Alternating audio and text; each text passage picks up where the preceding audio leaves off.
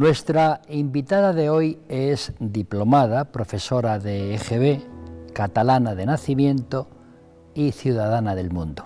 Cataluña, Andalucía, Castilla-La Mancha saben de su presencia. Es amante de la historia y la literatura y recientemente ha presentado un libro exquisito, Vivir en verso. Hoy les quiero presentar a todos ustedes a doña Montserrat Rayo Olmo. Bienvenida. Bien hallado, Julián. Qué alegría tenerte aquí. Gracias. Yo estoy feliz también de estar contigo en tu programa. Es una suerte de lujo. Bueno, el lujo es mío por tenerte aquí, eso sí que es lujo, ¿no? En el año 1976 decides quedarte en Almagro, lugar donde llegaste a ser, por cierto, directora de la Universidad Popular. ¿Qué te atrajo de Almagro? Pues de Almagro lo que atrae a todo el mundo es esa historia, ¿no? Ahora, pero cuando yo llego a Almagro no es un punto turístico como lo es ahora. Exactamente. Como en la actualidad, pues en aquel momento a mí me llamó la atención su singularidad. No era algo que yo hubiera visto en ninguno de los pueblos o ciudades que había estado. Había vivido en Granada, pero bueno, aquello era una ciudad preciosa, pero al fin y al cabo una ciudad. Pero un pueblo de esas dimensiones, con ese espacio escénico, porque es un espacio escénico para la historia.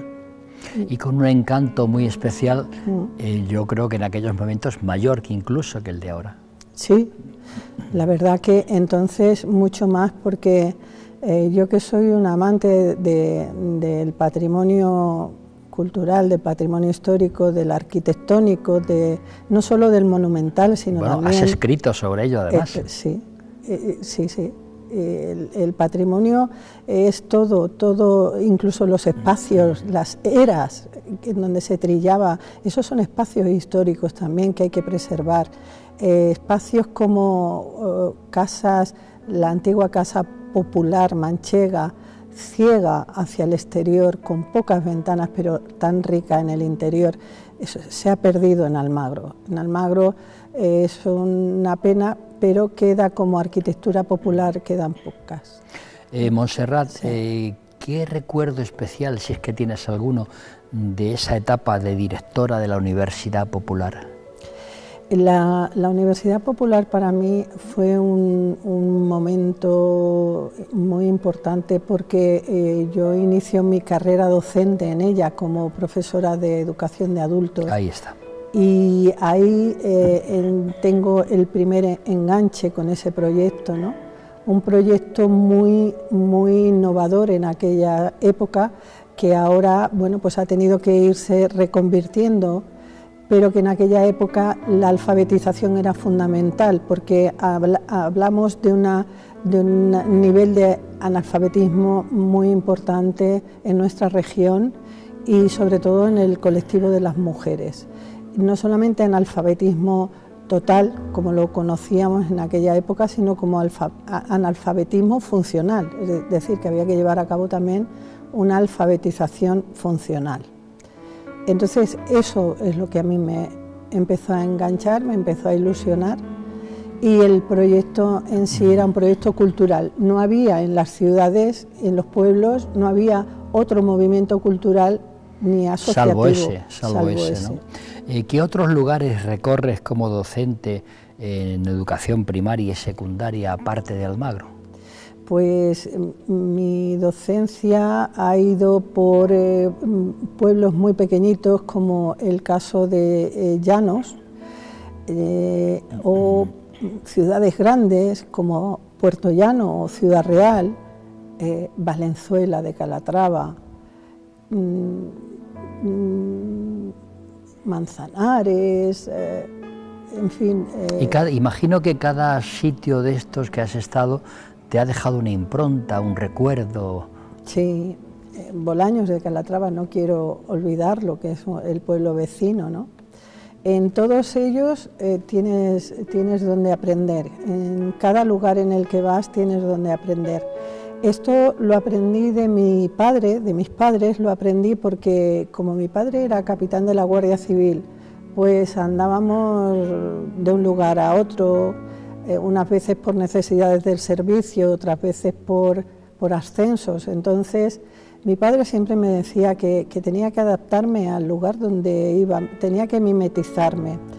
Él lo hacía además y lo practicaba, porque cuando, siendo un andaluz, vivir en Cataluña, él bailaba todos los domingos la sardana en la plaza del pueblo. Sí, sí, Cada domingo la bailaba, y la bailaba como un catalán más, y hablaba el catalán también. Entonces, por necesidades de su trabajo, pero también porque él sabía que había que entender y empatizar. Tenía muy claro entonces que uno no es donde nace, sino donde pase. De donde pase. Estaba claro, lo tenía clarísimo, sí, además, sí. ¿No? En el año 2017 se publica Del Guadiana al Alacranejo, relacionado con la Orden de Calatrava. Cuéntame. Bueno, pues este fue un proyecto muy bonito que hice y que la Junta de Comunidades me aprobó en un colegio de Almagro. Este proyecto era un proyecto muy ambicioso porque ponía en pie histórico, digamos, a todo el colegio, en donde se iban a empapar de toda la historia de la Orden de Calatrava, toda la historia de su pueblo. En este caso era el título Mi pueblo me cuenta su historia. Los pueblos nos cuentan la historia. Caminar por las calles de los pueblos, ver cada pincelada en sus casas, en sus monumentos, en sus gentes, en toda su gestión cultural a través del tiempo, todo lo que la cultura ha ido emanando. Esto lo cuentan los pueblos y Almagro lo cuenta. Entonces, siempre se ha estudiado en Almagro la historia que venía en los manuales, pero ¿y la historia de nuestro pueblo? Vamos a hacerlo al revés. Vamos a estudiar la historia general a través de la historia de nuestro pueblo. Qué interesante. ¿Qué es lo que hay en nuestro pueblo que nos pueda catapultar hacia un momento histórico? ¿La plaza? Pues vamos a contar qué era la plaza. Si nos llama la atención, pues la plaza era un espacio militar que estaba dentro de una especie de ciudadela del palacio, de los palacios maestrales. ¿Y qué eran los palacios maestrales? Anda, eran los maestres que estaban aquí. ¿Y quiénes eran los maestres? Pues era una orden militar que vino a liberar estas tierras del dominio musulmán. ¿Y por qué se vinieron a Almagro? No lo sé, ahí tenemos que profundizar un poquito más. Y entonces ahí, bueno, pues ya tienes a profesionales de Almagro que te van a ayudar a que se lo expliques a los niños y a las niñas, porque que la maestra tenga que explicar todo les aburre también a los niños.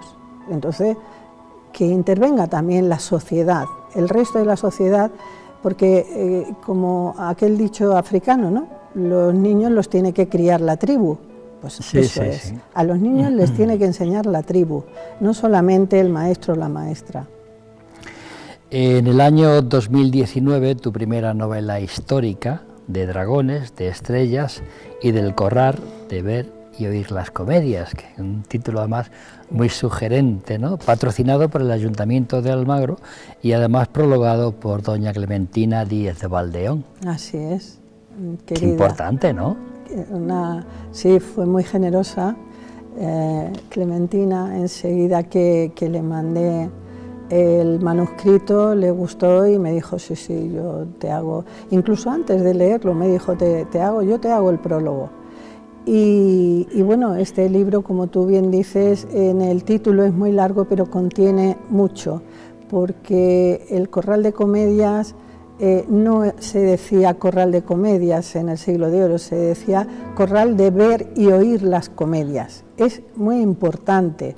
¿Por qué? Pues porque el verso no solo hay que verlo interpretado, sino que hay que oírlo también. La importancia de escuchar escuchar a los grandes autores de nuestro siglo de oro, con toda la carga filosófica, poética, existencial. O sea, es una preciosidad. Es evidente que en todos estos trabajos que has hecho has aunado la historia en esa faceta tuya de buena escritora, ¿no? ¿Qué te atrae de la historia? Pues de la historia me atrae todo, porque si hemos llegado aquí a ser lo que somos, a tener la cultura que tenemos, es porque hemos tenido un pozo. Somos como un vino, como un buen vino, que se ha criado en una barrica y el sabor lo da a lo largo del tiempo. Nuestro modo de ser, nuestro modo de actuar, nuestro modo de pensar como sociedad es un fruto de la historia. No podemos desligarnos de nuestro pasado, de ninguno de nuestro pasado. Pero uno tiene la sensación de querer saber más y por eso la historia indaga más en ella. Claro, está esa faceta de investigación que tiene la historia, en la arqueología en su modo más arcaico, ¿no? Más antiguo. Este modo de llegar al porqué de las cosas. Fíjate que nosotros en ese aspecto hemos sido muy afortunados y afortunadas, porque hemos visto cómo la historia de pronto se ha transformado de una historia del estatus más alto que nos contaban cuando éramos pequeños y pequeñas en el cole, y en el instituto nos contaban la historia de los reyes, de los nobles, pero la historia ha cambiado. La historia, ahora también se cuenta la historia de las mujeres, se indaga en la historia de las mujeres, esa mitad de la humanidad. Sí, porque hasta ahora la mujer, salvo raras excepciones, no era la protagonista. Sin embargo, ahora vivimos unos tiempos en los cuales las mujeres sois protagonistas. Exactamente, es que vamos escarbando en la historia. Los investigadores y las investigadoras de la historia van escarbando, buscando el lado femenino de la historia, que hasta ahora no ha existido. No se ha contado nunca. No se ha contado. Igual, de la misma manera que no se ha contado la historia cotidiana. Entonces, es lo que te decía antes, ¿por qué no estudiamos la historia a través de este hito que tenemos en nuestro pueblo? Tenemos un hito y a partir de ahí lancémonos al general, a estudiar la historia de la región o de España. De la misma manera, ¿por qué no estudiamos primero la historia cotidiana y nos lanzamos hacia la generalidad? Porque eso es lo importante son las personas. Lo importante. Indudablemente que sí. ¿Eres de las que piensa que estamos condenados a repetir la historia? Lamentablemente sí, yo creo que sí. Y yo creo que cuanto más vamos avanzando en el tiempo, la gente se va despreocupando más del pasado, cree que el pasado es pasado y tiene que quedar allí, que ahora lo que toca es disfrutar de estas comodidades que tenemos, de esta vida tan buena que hemos conseguido, y que lo demás tiene poca importancia. Yo creo, si me permites, que la actualidad es tozuda.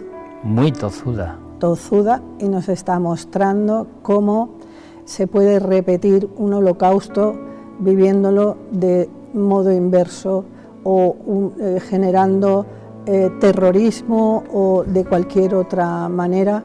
Se está provocando en nuestros días, pues, Ucrania, con dictadores como Putin, que quieren anexionarse terrenos, o otra versión, la de Israel, lamentable, a través de un acto terrorista lamentable, este éxodo que se está produciendo del pueblo palestino. Situación, insisto, que hemos vivido en la historia mundial y que vuelve a repetirse, ¿no? Quizá en otro orden, como tú decías, los judíos fueron masacrados por los alemanes, por Hitler, y hoy están masacrando los judíos a los palestinos. Con esto no significa ser de Hamás, que hay que condenarlo, evidentemente. Exactamente. Hamás es condenable 100%, pero como tú dices, No sé, yo pienso, si me permites, que haga sí. un paralelismo entre, nosotros lo tenemos, por eso te digo que la historia es importante, incluso la contemporánea, más importante todavía para vivir, porque tenemos nosotros muy reciente el problema del País Vasco, muy reciente el terrorismo del País Vasco, y lo recordamos. ¿Qué hubiera sido si alguno de los presidentes que hubiera habido en la democracia hubiera decidido arrasemos el País Vasco porque allí nos están atentando o están saliendo con bombas a los cuarteles, a la comandancia de Zaragoza, a aquellos actos terroristas tan execrables, tan terribles? Sin duda. No se decidió en ningún momento, es que los vascos hay que...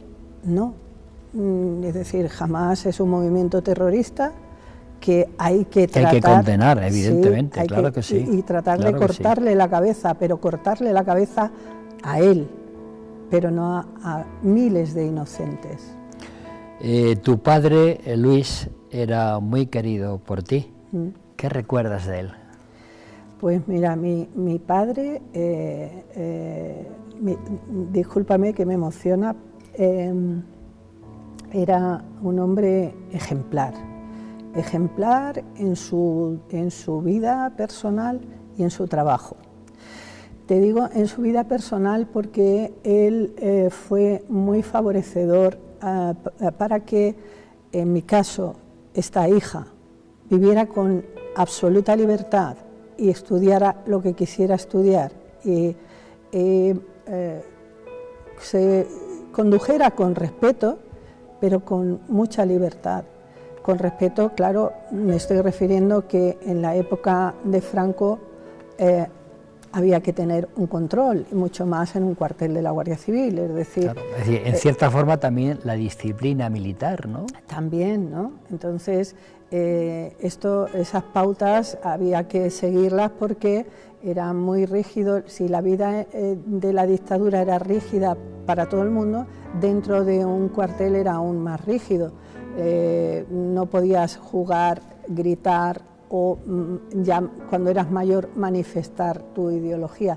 Pero mi padre siempre me permitió ser lo libre que soy y manifestarme con la libertad. Y luego, por otra parte, pues ese punto que te comentaba al principio, esa enseñanza de todos los días de mimetizarme, de ser lo más empática que pudiera en los lugares, eso me ha permitido conocer mejor a todas las personas de todos los pueblos donde he ido viviendo y de todas las regiones. ¿Y qué me dices de Antonia, tu madre? De Antonia, mi madre, era una mujer ejemplar. Gracias por recordármelo. Era una madre ejemplar porque era el otro apoyo que necesitas para gestionarte en la vida con esa libertad. Ella favorecía también, de igual manera, en mi padre recuerdo el primer feminista, en mi madre también.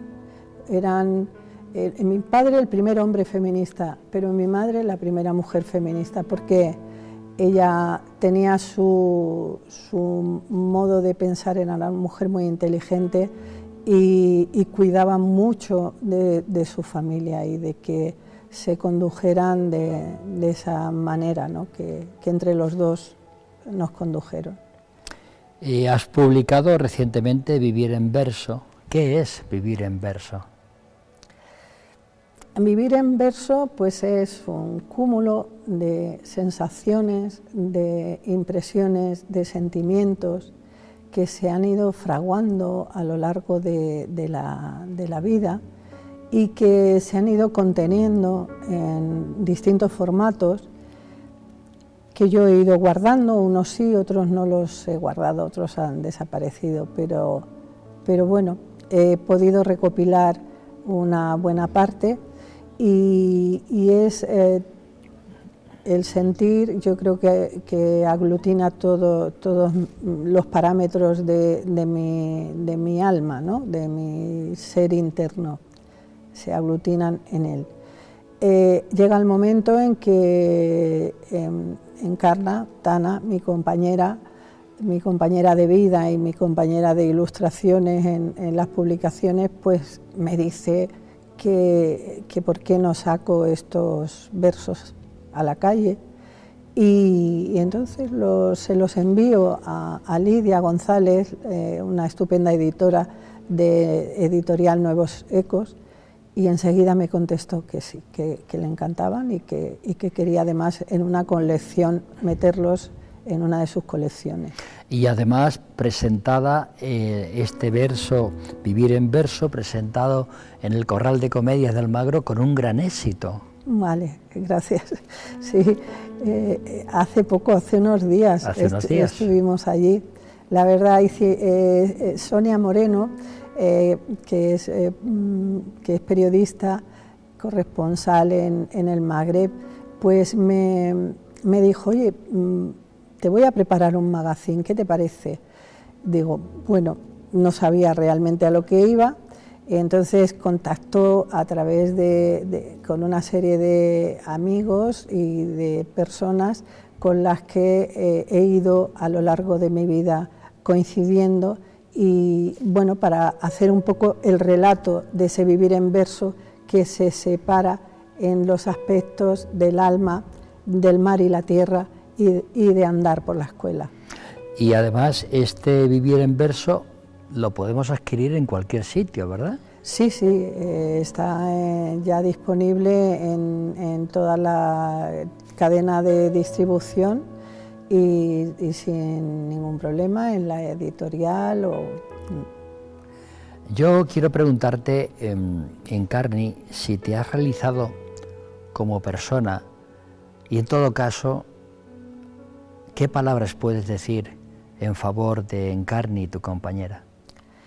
Bueno, es que es también una pregunta emotiva, porque es un punto y aparte en mi vida. En mi vida se produce una frenada. Yo estaba casada,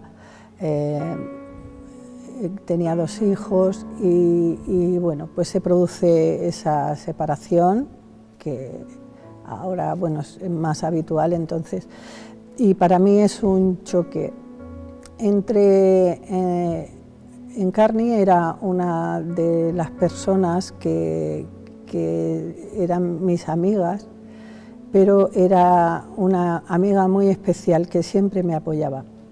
Y entonces llega un momento en que surge otra versión, digamos, de la vida. A veces... ¿Otra relación? Sí, surge otra relación, la amistad se convierte en amor y bueno, pues 25 años. Y que sean otros 25 y otros 25. Gracias. No, porque es una forma de ser feliz, sí, ¿verdad? Sí. Tú eres feliz. Sí, somos, yo creo que somos muy felices, llevamos la vida que queremos, compartimos, nuestras pasiones son las mismas y disfrutamos de los mismos momentos de ocio, es decir, que todo encaja en la relación. Debe de encajar todo, porque si hay algo que no encaja, pues es más problemático. Pero no, y además sois complementarias, con lo cual eso es muy importante. Totalmente. Me alegro que así sea. Gracias, Montserrat. Julián. Llegado este momento, saben todos ustedes que solemos lanzar un test de personalidad a nuestros invitados. A una docente esto está chupadito. Ya veremos. Empiezo, Montserrat. Defínete como persona. Como persona, intento ser lo más bondadosa que puedo, dentro de los defectos que pueda tener cualquier persona, pero intento llegar a ese nivel de bondad deseable siempre. Soy inquieta culturalmente, soy impaciente ante determinadas situaciones, no me parece que haya que tener mucha paciencia, por ejemplo, con el tema que hablábamos antes del patrimonio, ¿no? El patrimonio se destruye, cada día destruimos un poquito de nuestro patrimonio. En esos temas, en los temas culturales, en los temas históricos, los temas patrimoniales, pues soy exigente, impaciente. Sí. Defínete como profesional. Como profesional he intentado igualmente ser lo más operativa posible. He intentado tener siempre conseguir de mi alumnado lo mejor que se podía conseguir, lo mejor. ¿Cuál es tu color preferido? El rojo. ¿Cuál es tu fruta preferida? Depende. Hay en el verano el melón. Melón, fresquito. El melón de La Mancha, además, que es el mejor. Y luego pues la fruta variada, pero en verano el melón. ¿Qué tipo de sabor te agrada? El dulce. ¿Eres galga entonces? Mucho.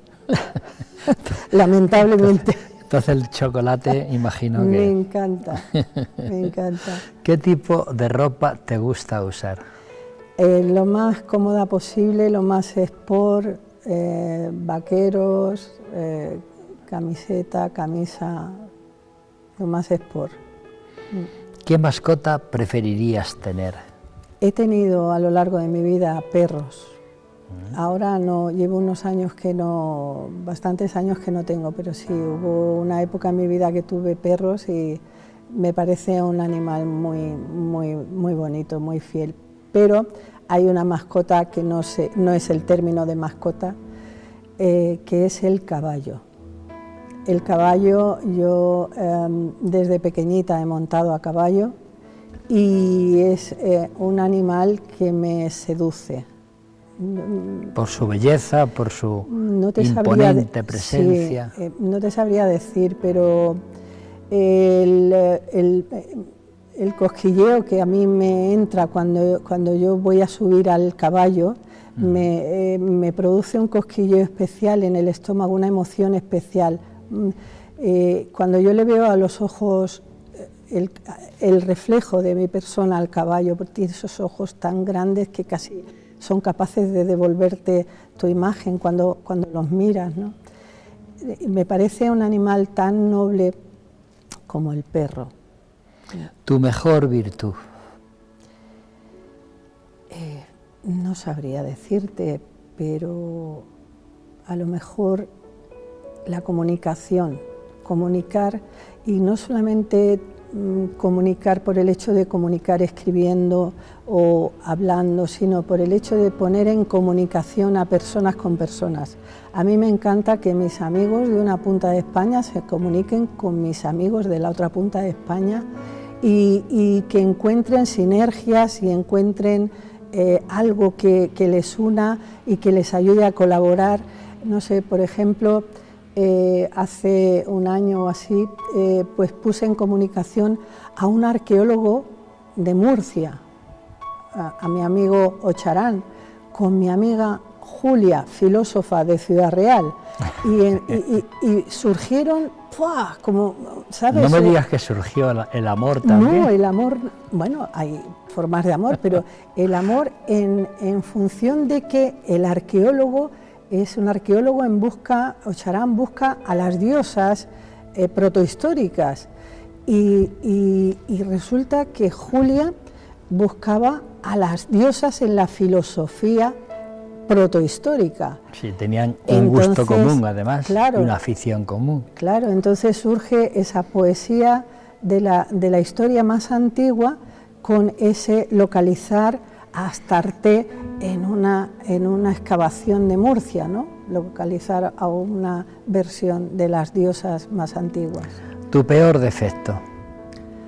A lo mejor la impaciencia. ¿Tu comida favorita? Mi comida favorita, bueno, es que ahí tengo varias, porque las migas me encantan. Las migas manchegas. ¿Las haces tú? Las hago. ¿Y te salen bien? Me salen fantásticas. ¡Qué maravilla! Te invitaré. Muchas gracias. Te invitaré.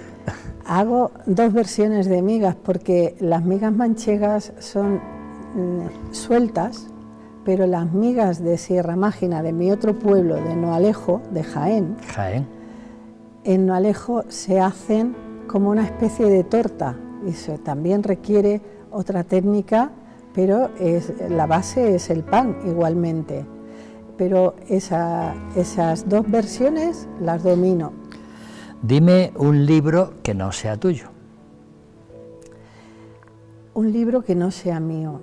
Pues mira, ayer me regalaron un manuscrito, un facsímil de los manuscritos de un poeta de Zamora, zamorano, que me llamó la atención su presentación, porque no están escritos a ordenador, a imprenta, sino que están fotocopiados o hecho el facsímil de su original de su a mano. Puño y letra, sí. Exacto, a mano o a máquina de escribir tradicional, ¿no?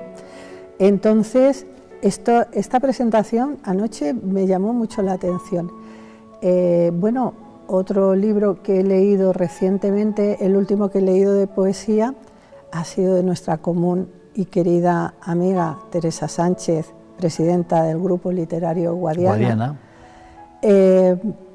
Incorregible, es el título de su libro. Ese es el libro, aquí lo presentamos. Yo me declaro una incorregible también. Dime una película. Película. Es que te podría decir muchas, pero es que a mí hay un autor un director que me gusta y un autor que es Pedro Almodóvar. Y de Pedro Almodóvar, de toda su filmografía, es que no sabría decirte, pero de las últimas me gustan más, son más serenas, menos alocadas, más meditadas, más con el pozo del tiempo, y él se ha convertido en un director de culto. Es un director, y bueno, manchego, y ya, ¿para qué más? De Calzada de Calatrava. Un actor y una actriz. Actriz Meryl Streep. Me parece una actriz soberbia en cualquiera de los papeles que ha llegado a hacer a lo largo de su vida, tanto si le han puesto un musical por delante, también lo ha hecho. Y un actor, pues yo te diría que seleccionaría a Adolfo Marsillac. Excelente, excelente. Dime un político. Un político. Yolanda Díaz. Te diría una política. Me parece que es una mujer que, junto con Pedro Sánchez, que es otro de los políticos que te podría seleccionar, están tratando de hacer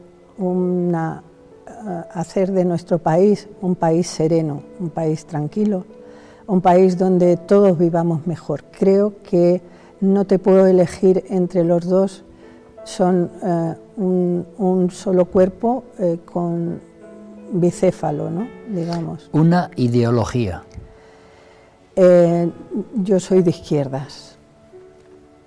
Hombre, teniendo como referente a Sánchez y Yolanda, sí, no esperaba otra cosa. Soy una mujer de izquierdas. No con esto te quiero decir, yo tengo amigos en el Partido Popular excepcionales, amigos que han sido desde la adolescencia y que aún los mantengo, como fue el alcalde de Almagro y diputado nacional Luis Maldonado, él es del PP, y desde pequeños nos hemos llevado bien, hemos tenido nuestras discrepancias, pero es bueno discrepar, es conveniente. Sí, sí, ¿por qué no? Claro. Una religión. Ninguna. Visto lo visto, no me... Voy a matizar. Las religiones nos han ofrecido cosas muy buenas, pero nos han ofrecido cosas también dolorosas. De las religiones me quedo con las tradiciones. Si he de elegir una religión, pero no por ser confesional, no por el credo, sino porque ha sabido adaptarse mejor a los tiempos, me quedo con la cristiana, con la católica, porque además el día que fue elegido el Papa Francisco, volví a empezar a creer en nuestra religión. Recuerda que Mao Zedong dijo que la religión era el opio del pueblo. Puede serlo si lo llevas a los extremos, es decir, las religiones son todas buenas si no las llevas a los extremos. En el momento en que lleves a la religión al extremo, estás distorsionándola. Yo creo que si nosotros tomamos la religión cristiana, si recordamos a los cristianos de base, a las comunidades que dieron origen a ese cristianismo, las comunidades cristianas de base, seguro, yo estoy con ellas. Yo no estoy con las religiones de la opulencia o con las religiones de la opresión o con las religiones del terrorismo, como estamos viendo con el islamismo, ¿no? El islamismo tiene que evolucionar. ¿Por qué no es bueno? Porque no evoluciona. En cuanto una religión no se adapte a los nuevos tiempos y se quede en la Edad Media, estamos mal, vamos mal. Un programa de televisión. Cuéntame. Muchas gracias. ¿Qué personaje público admiras? Personaje público admirable. En estos momentos es que no sabría decirte un personaje público que me llame más bueno, no me digas ninguno, tampoco pasa nada. Un personaje público que detestes. Abascal. Más claro agua. ¿Qué te pone de los nervios? Abascal. ¿Qué no perdonarías? Que el daño a mis hijos no lo perdono. El daño a mis hijos, el daño a mi pareja es un daño, quiero decir, grave, un daño grave. A mis hijos no lo perdono. ¿Qué te hace reír? Me hace reír estar con amigos, comer con amigos, estar como estamos ahora mismo, ¿no? Conversando. Me hace reír por dentro y por fuera, me hace sentir que la vida tiene sentido y que todo eso se puede superar, ¿no? Entonces, me hace reír una buena obra de teatro, me hace reír un concierto de música, me hace vibrar una puesta de sol en la montaña, en el mar, un amanecer, todo eso. ¿Qué te hace llorar? Ver los telediarios. Ver los telediarios me hace llorar, pero es que tenemos que verlo. Tenemos que ver qué es lo que está pasando en Ucrania, tenemos que verlo. Tenemos que ver qué es lo que está pasando en Oriente. Tenemos que verlo. ¿Cómo reaccionas cuando te provocan? Bueno, puedo enfadarme o puedo silenciarme, depende del tipo de provocación. Si ha de ser la respuesta inmediata, a lo mejor me enfado, pero si puedo, no hay problema, me sereno, lo pienso y puedo reaccionar un poquito después. ¿Eres capaz de guardar un secreto? Sí. ¿Y conoces muchos? Sí. ¿Expresas fácilmente lo que sientes? Sí. Se nota mucho. Es un defecto. No, es una virtud. ¿Cuántas horas trabajas al día? Pues al día escribiendo o leyendo o documentándome, trabajo de 6 horas, 5 horas, si puedo más, pero tampoco es conveniente ya. Hay que dedicarle al día lo demás. ¿Qué añoras de tu niñez? A mis padres. ¿A quién eres incapaz de decir no? A mis hijos. ¿Tienes alguna manía? Ahora mismo no recuerdo manías porque antes fumaba y eso es una manía, pero ahora mismo no sé qué manía. Si quieres, la manía de levantarme temprano es una manía. Bueno, así saboreas el placer de la mañana. Sí, porque además es y ves cómo se ponen las calles. Claro, es cuando más frutos puedes sacarle a la cabeza, ¿no? Sí. Un lugar para vivir. Ahí hay un montón, porque un lugar para vivir puede ser cerca del mar, un lugar para vivir puede ser Almagro, un lugar para vivir puede ser mi otro pueblo, No Alejo, porque es que, claro, ten en cuenta que Alejandro Sanz tenía el corazón partido. Sin duda. Y yo lo tengo repartido. Que es más interesante. Tengo el corazón repartido. Sí. Me puedo ir a vivir a cualquiera de esos lugares. Málaga es un destino precioso. Y una ciudad maravillosa. Y una ciudad maravillosa. No Alejo es un pueblo chiquitín de sierra, de la Sierra Mágina. Encantador. Y Almagro, que te voy a contar. Que no sepas tú. ¿Atrevida, conformista o rebelde? Atrevida y rebelde. Es que con causa siempre. Rebelde con causa siempre. No, la mayoría de las veces sin causa y con causa difícil de explicar a veces. Sí. Montserrat, ¿a qué edad te convertiste en mujer? Yo creo que desde que era muy pequeñita tenía la idea de... No entendía por qué había diferencia entre los hombres y las mujeres. Yo no entendía por qué las mujeres tenían que barrer y los hombres hacer otras cosas. Yo la identidad de mujer y mujer rebelde la tuve muy pronto. Mis maestros me llamaban Quijote, me decían que era una niña Quijote. Entonces,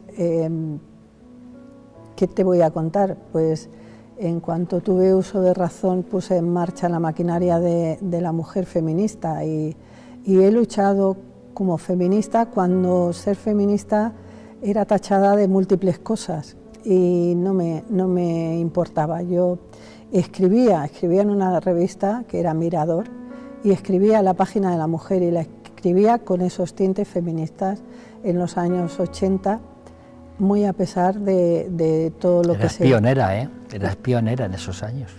Bueno, de alguna manera algún grano aporté, creo que sí, algo aporté en aquella época. Creé un primer movimiento feminista en Almagro, que fue un colectivo de mujeres Rita Lambert, porque hasta entonces lo único que había era asociación de amas de casa, imagínate.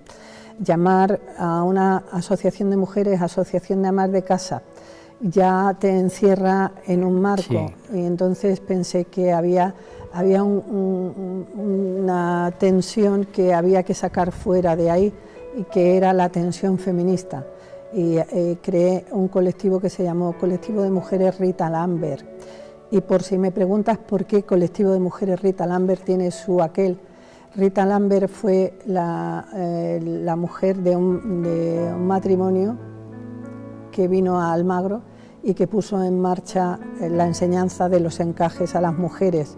Eso les dio, no te voy a decir independencia, pero sí cierta economía propia y cierta libertad y sobre todo ciertos momentos de comunicación, porque las mujeres encajeras se reunían en un patio y se reunían en la calle a hacer los encajes.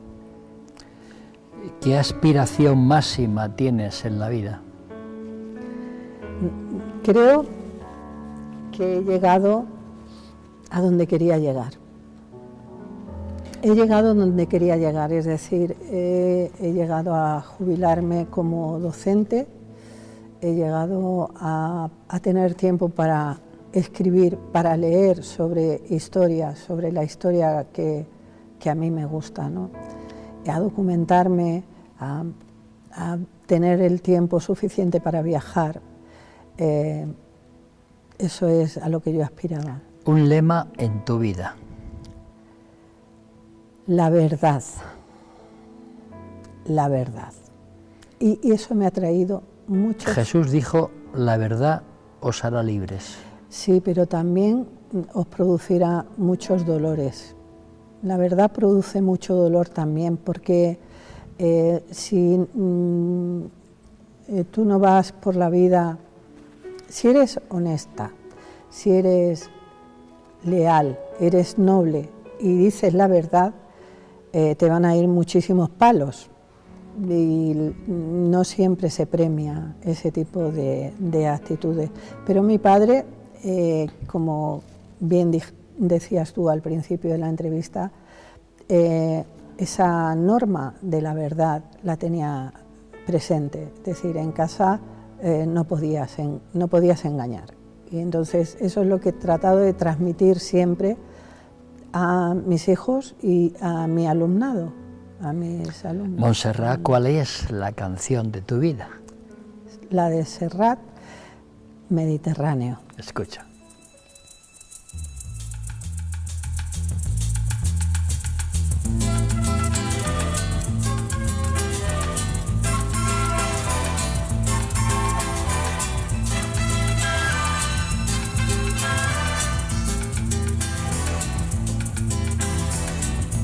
Porque mi niñez sigue jugando en tu playa y escondido tras las cañas. Posiblemente sea una, si no la mejor canción de Joan Manuel Serrat. Yo creo que sí. Y además, para mí representa la canción de todos mis sentimientos, ocupa todos mis sentimientos. Yo nací a la vera del Mediterráneo, en el Mediterráneo norte de España, más al norte, en el Ampurdán. Yo me bañé la primera vez siendo muy pequeñita en el mar, en Rosas. Ahora disfruto del mar en Málaga. El Mediterráneo es el mar que ha traído la civilización. Exactamente. Indudablemente la civilización. Pues ya ven ustedes que hoy hemos conocido a doña Montserrat Rayo Olmo, escritora, especialista en historia, gran poeta, gran mujer, feminista, luchadora. Bueno, ha sido un encanto. Gracias. Gracias por haber venido. Gracias a ti, eres un maestro. Gracias, muchas gracias. Gracias a ti.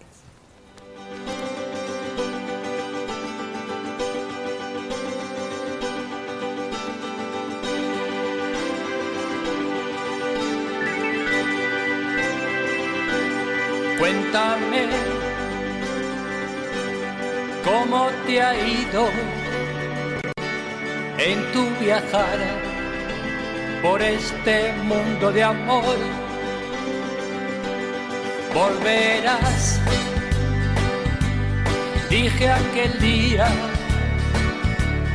nada tenía y tú te fuiste de mí. Habla